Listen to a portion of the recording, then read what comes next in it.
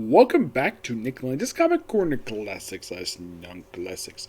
This is episode number 1622 and Doubleshot number 1500, and actually it's 1628 and Doubleshot 1522. I apologize about that. Alright, we're actually going to do, first up we're basically doing two Marvel trades. The first is a finale for Raiders, run for the book, and the other one is the third trade that collects his very brief run for the book. I will get to that one, don't worry. Alright, first up it is Thunderbolts Volume 2, No Going Back. Yep, this collects issues 7 through 12 of Thunderbolts Volume 3. Written by Jim Zeb, artwork by a few different individuals, basically a couple of them. For issue 7, it was Sean Easky, and 8 through 12 was John Mullen, though issue 10, the prologue was actually done by one of the co-creators of Thunderbolts, Mark Bagley. Yep, we continue off where we left off. Now, they do cut one bit out of this particular trade paperback. You see, there were scenes of basically Atlas going to this bar and running into the man killer, as she was called. Yes, a woman who is basically a lesbian in Marvel Comics. Yes. This book also brought about the return of Baron Zemo to Thunderbolts, first time since, not since the Guardian Protocol storyline. That was the last time he ever appeared in this book. And that was back in 2007. These issues came out in 2016 and 2017. And pretty much we pick up where we left off last time, where Bucky is captured by S.H.I.E.L.D. Well, Winter Soldier anyways. So, Thunderbolts break him out. Yep, so they break him out. Excuse me, so yeah, they break him out, and they also have Sombra rejoin the Thunderbolts because she's asked by her boyfriend, Abner Jenkins, a.k.a. Mach 10. Yes. Why the heck that she decided to rejoin Thunderbolts at this point in time, I don't know. Because here's the thing. Just prior to this, she was in the New Avengers book as a starring character. Why the heck she was back to Thunderbolts? Don't know. Yes. And then, of course, after the first few issues, by the way, first two issues are very much like the break, and of course, then you have Bucky, well, basically, Soldier, give up his original robotic arm. Yes. It is founded by the Fixer after, of course, they break him out of S.H.I.E.L.D., and, of course, after Captain America talking to Bucky, it is found out by Fixer that his arm is full of lots of trackers. Yes, they can track where their base is. So, what does Soldier leave his arm behind? He has a robotic arm.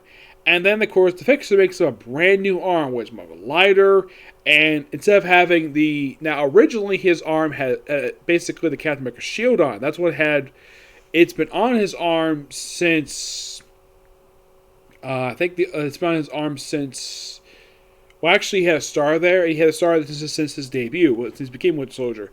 And now he's got the Thunderbolt lightning symbol on there. Yep. I don't know if he still has it up because recently they don't really show his arm very much, like what is actually on the arm. I think he still has his robotic arm. It is mentioned by Bucky that the arm itself is a lot lighter, a lot more durable than the original arm. And he just mentioned he's more used to basically a lot more weight on his left side. And then one of the most weirdest things happened. Zemo shows up with an army of supervillains. Why? Because he wants to take the bolts back for himself. Yes. Yes, he does. Why, you might ask? Because these issues are to lead it into the awfulness that is Secret Empire. Yes, he unleashes this strange device that has Kobach going frickin' nuts. And then, at issue 12, she explodes. Thus, apparently killing Kybok and set up a plot thread in Secret Empire where pieces of her are scattered throughout the entire world. But it is gathered up by various people. Like one of whom have been the Black Panther. As for Bucky himself, he is captured by the Army of Evil. That's what they're called. And pretty much they are... and of course they cut this out. This is another thing they cut out of the trade. What they did is they, once again, strapped him to an airplane. And then they have sort of an altercation of history, thanks to Kybok, because they reference stuff happening in the Payton and Spencer's Captain America book where she altered Captain America's memories. Where she is tricked by Red Skull to think that the Hydra is the good guys, even though they're really not, they're evil. And she pretty much kind of alters Bucky's... Well, she didn't exactly alter Bucky's memory because he does remember the actual things. He is shocked what he sees. So he's strapped to the airplane, and apparently the airplane explodes, and that's the last you see of Bucky. Robot Soldier. And probably one of the dumbest things about Secret Empire is that he does nothing. Absolutely nothing. He spends the whole event hiding out in Atlantis. Does he fight his former best friend? No, he doesn't. Captain America himself, the evil Captain America, is taken out by the actual Captain America. And this, of course, is really Civil Rogers.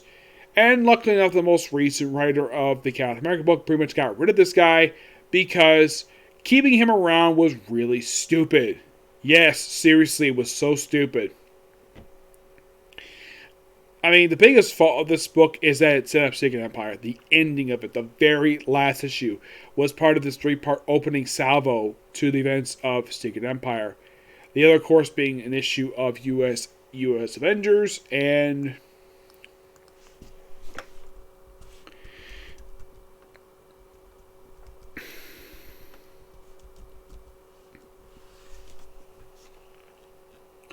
It was... Let's see. It was issue 12 of this book, U.S. Avengers number 5, and Captain America Steve Rogers number 16. That was the opening salvo of the storyline. Yep.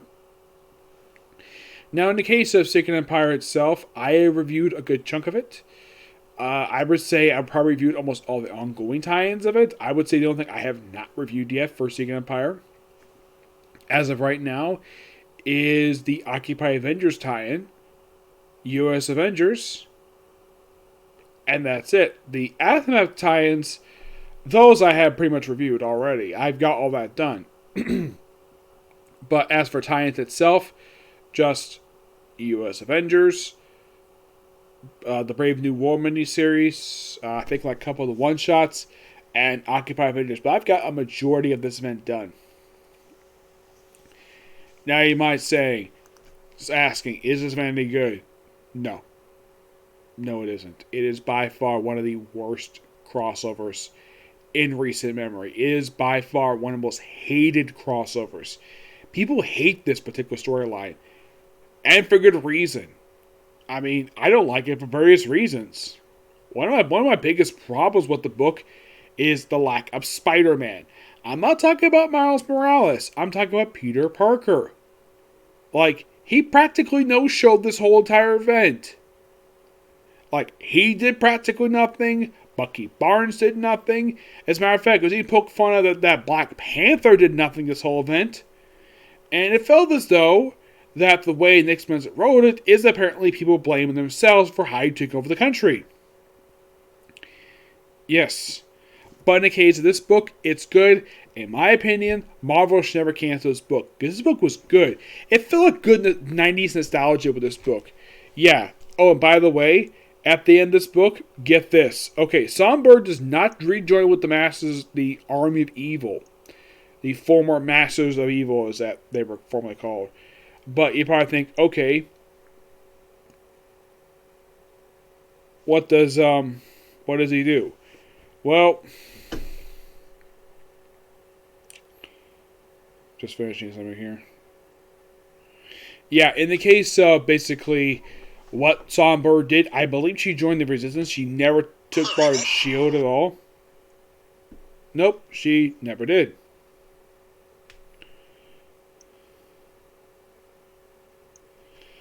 And you're thinking, really? She did nothing? Yeah.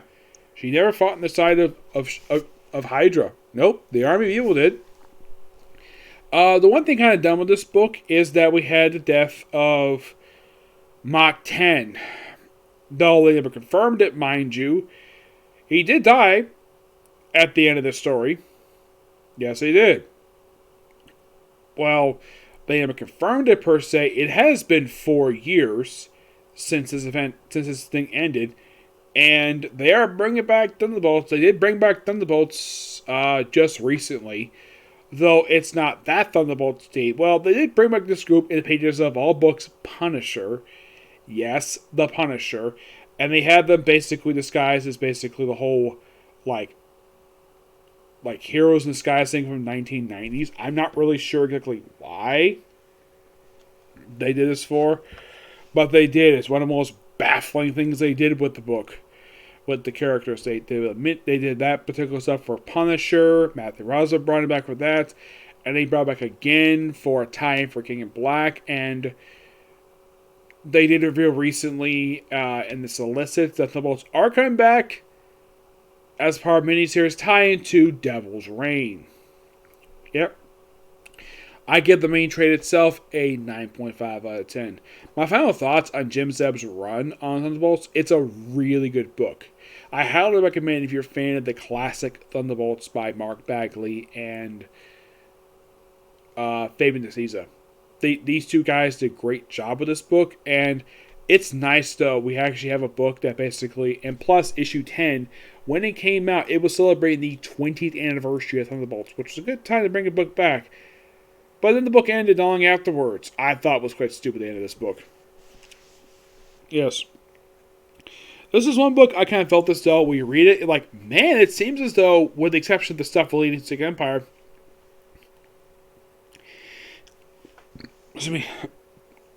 excuse me, it felt as though that Jim Zeb had plans this book. Oh, by the way, what happened to Kaibok after this? Well, she came back at the end of Secret Empire, brought back the actual Steve Rogers to be back to the fake Captain America, and that was it for her. She never appeared ever again. Yep, it seems like as soon as Secret Empire wrapped up, she completely disappeared from comics. Yep, seriously. That was the last you saw of Kaibok. Yes, it's great. Oh, by the way, in these issues, we have a return of Jolt. Yes, Jolt, who was actually part of the Young Allies from Counter-Earth. Yeah, she came back in this, which I thought was quite interesting. Yep, she did. She came back in this. And, well, yeah, at one point she was a traitor to the team, though she came back. What was interesting, he brought the character back. Yep. But, okay, so next is going to be the second to last trade to collect issues from my Costas run for this book, Venom. This is Venom, this is volume 4, Lethal Predator, Blood in the Water. And as to the artwork, Mark Bagley is the artist of this book. Yep, and he pretty much remains the artist up until its relaunch in 2018. Now, when this book basically was restored to British numbering, for what I remember when this happened, that this is basically a testing ground for a potential return of the legacy numbering, which apparently there was a big demand for it once this book hit issue 150, and Marvel did bring it back, which that made people happy, except it didn't work out financially for Marvel, so that's why they had the fresh start stuff. This book is called, well, the reason why it's called Lethal Predator, because it's a nod to the classic miniseries Lethal Predator, which I believe was his first one. This book does contain issues 154 to 158, and Mike Costa is the writer of this book. Mark Bagley takes over issue 155, 158. 54, which is Skin Deep. This is by Pizio Secria. Yep, and I gotta say, it's actually pretty good artwork. So you have, well, Venom basically doing his own thing. Of course, people talk about Venom this whole issue. And, well, they basically have Venom go see... Yeah, we have basically go visit Liz Allen Alchemax, which, as far as I can tell, it still exists. They have never got rid of this damn thing. Like, if you want to basically blame somebody for bringing Alchemax 616, it's Dan Slott. Yep, he is practically the reason why this happened. Yes.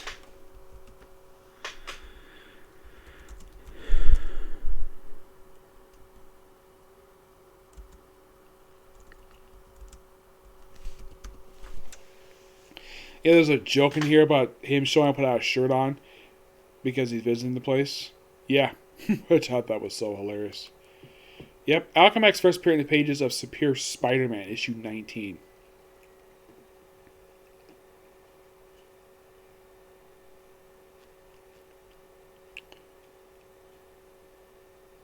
Yeah, and its most recent appearance to date was actually part of Extreme Carnage. Yeah, the series of one-shots. Yeah, after this run wrapped up, it didn't do very much. I will talk more about Alchemax when I talk about the very next trade. But it didn't really appear all that much, though. Like, after Extreme Carnage Omega, it just stopped appearing. That was his most recent appearance to date. That was about a few months ago. Mm-hmm.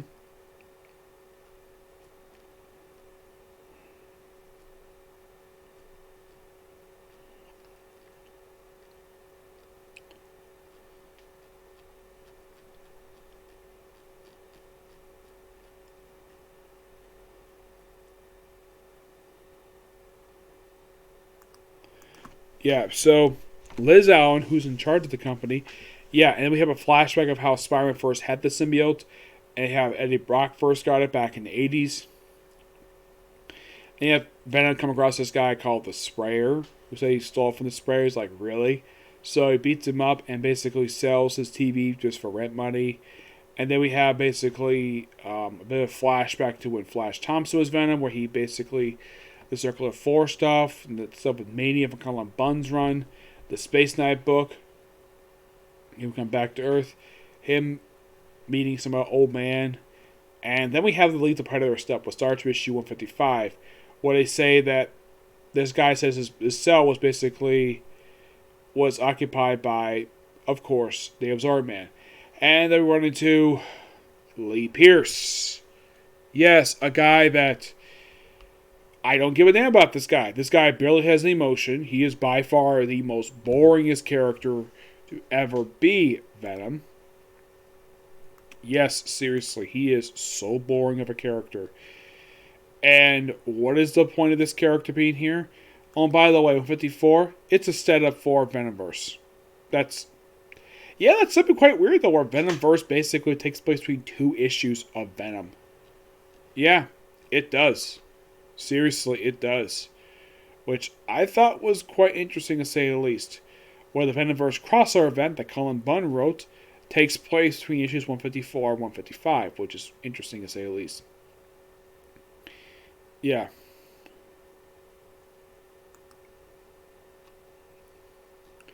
Yeah, and then, of course, you have Eddie Brock joining the Fact Channel.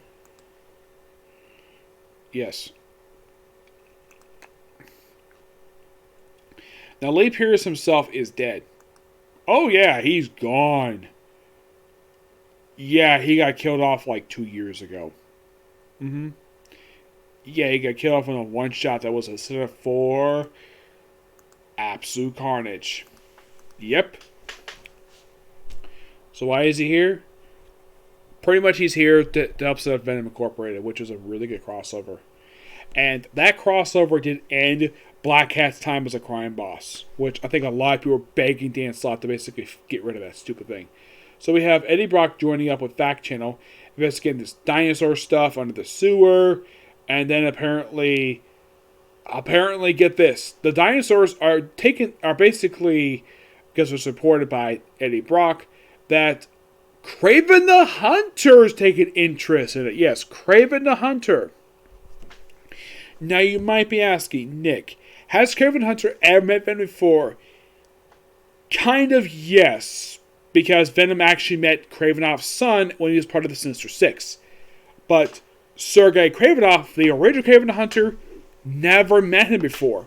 Nope, never met him. And this is one of the handful of appearances that Kraven the Hunter made from the period of 2010 to 2018. Actually, more like 2019. Where he doesn't fight Spider-Man. Between Grim Hunt and Amazing Spider-Man Volume, I believe the most recent volume was Volume 5, number 1. Between these 8 years, this is one of his many appearances he made that's not related to Peter Parker Spider-Man. Basically, we have stuff related to, well, you have Eddie Brock dealing with the dinosaur stuff, because of course it does. And Kraven himself is hired by Fisk to deal with Venom. Yep, that's really the reason why he's here. And of course, Eddie Brock is bandaged up by, of course, the Dr. Steve character, who actually does appear throughout this whole run. And Fisk basically goes on the news, declares basically Venom to be a threat, and hires Kraven the Hunter to go after him. And it is pointed out by, well, Dr. Steve. No, not the guy from Jack ASS. He points out stuff about Kraven the Hunter. Like the fact that the lion mane must have basically been really expensive. And he's like, that man's physique is impressive for his age. Lion meat is obviously very rich in protein.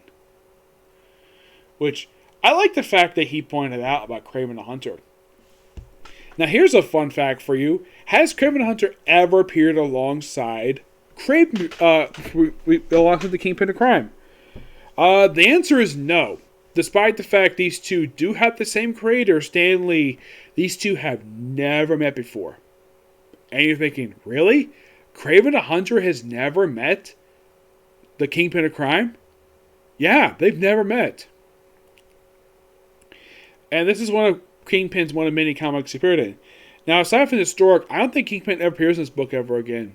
No, I don't think he does. So you have the SWAT team stepped in. We have Kraven fighting Venom. And then Shriek shows up. Yes, Shriek is here. Which, this is another character that Kraven the Hunter, as far as I can tell, never met before, but is working with her because her power is basically sonic based. Though oddly enough, no Carnage here. Nope. So they basically agreed to work together today with the dinosaurs. Oddly enough, no Stegoron stuff. And plus, obvious reference to the Master Plan storyline with him under this Rebel stuff. Yeah, obvious reference. And then basically at the finale where they basically face each other, we have the Steam Pterodactyl. He gets out of the thing. And stuff with the Mole Man stuff. And, well, we have the sort of tryout related to Venom. Of course, Venom fights, Shriek and Kraven Hunter. Which basically, Kraven jumps at him, and then Venom just throws Shriek right at it. Right, it's like, I have this woman in my hand. I'm gonna throw you right at her. Like, wham! I'm like, okay. And then of course, then it looks like though that, some medicine was given to him. You have where it looks like, and you have him he's about to eat Kraven Hunter's brain, and of course he's knocked out by this female pterodactyl. Like, why? Why did you want to kill us?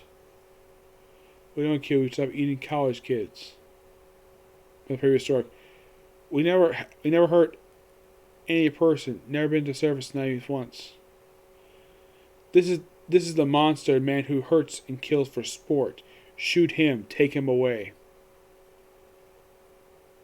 If you're on his side, take him away. The one of him and many of us. Hey, I recognize a black and white chick. She's a fugitive. Oh. Never liked this guy anyways. And of course Venom gets up, and of course, no, he's a hero. He's under protection. And of course the guy who's SWAT is like, whatever the paperwork. I'll fill out these two enough hassle one day. And Venom is let go, but Kraven is taken into custody along with Shriek. Yes, Shriek is taken into custody. And Tanya basically is taken with Venom. And then we have Lee Pierce, so apparently he's gotten out. And says, to be continued in Venom Incorporated, which I have reviewed already. Yep. So, yeah. Pretty good event. Pretty good storyline here. I give this book a 9.5 out of 10. It's damn good. And I still have one more trade to go for Mike Haas's run. And also, I still have to review also the final trade, that basically the one complete collection that collects Colin Bunt's entire run, which is like 21 issues. Yep. But I'll review that in the future. Okay, so that's a particular review. Me. In case you're wondering if I have more videos today, because this was the only one I was planning to do today, I might do that comic corner. It depends. You might think, okay, what about another anime stuff? Get you finished up with World's Finest Assassin. Well, my next anime I'm going to do is going to be Banished from Hero Party, because I pretty much have caught up with World's Finest Assassin. So Banished from Hero Party is going to be next. Okay? Next video. Bye.